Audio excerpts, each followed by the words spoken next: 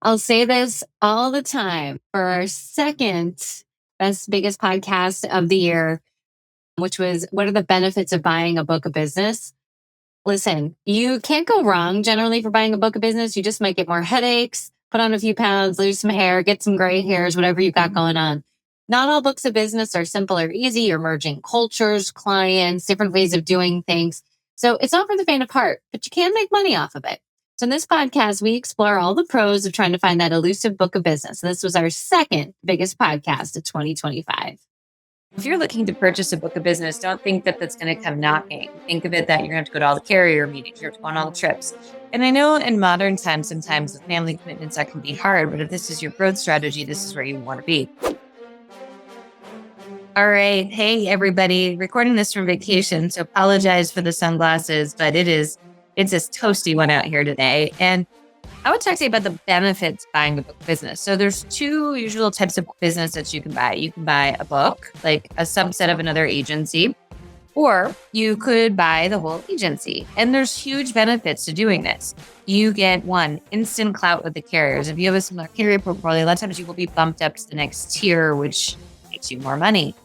Two, I have almost never seen an agency over time not turn a profit when you purchased it.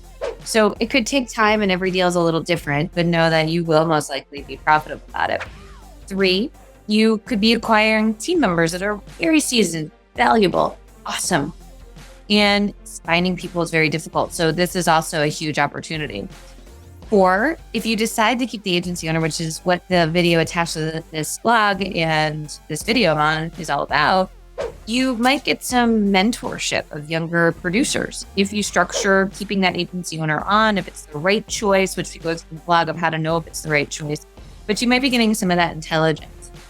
Another big thing that you could be looking at when you're acquiring these agencies is just the scale. Now, all of a sudden, the accounting costs are spread out. Maybe some of the building costs are spread out, HR costs, depending on what your agency looks like. But, there are some fixed overhead costs that exist. Like maybe you have a personal lines manager that's managing 4 people and now they're managing 6. Yes, it's a little bit more work, but you're scaling out those roles.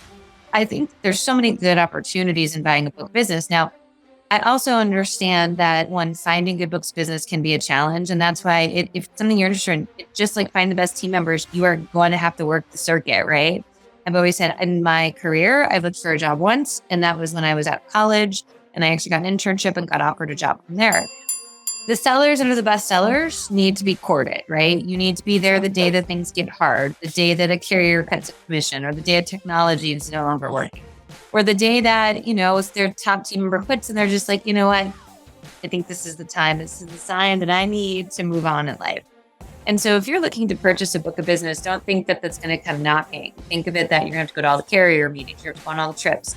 And I know in modern times, sometimes with family commitments, that can be hard, but if this is your growth strategy, this is where you want to be. You also want to be working your marketing reps. They know everybody, they know who's in, they know who's happy, they know who's sad. And firmly, I'll be upfront, I think in this market that we're in, when this video is shot in 2023, carriers are going to be cutting contracts. And so those are, books that can be potentially purchased at a sweet spot. You don't want to overpay for those books. But our message to you is this: buying a book business can be amazing, but you will learn a lot. And the best things that you can do is become fully educated on how to structure a deal. No deal is ever going to be perfect. There will always be some slippery spots, but here's what I know. Doing it, you'll learn and you'll keep getting better at it.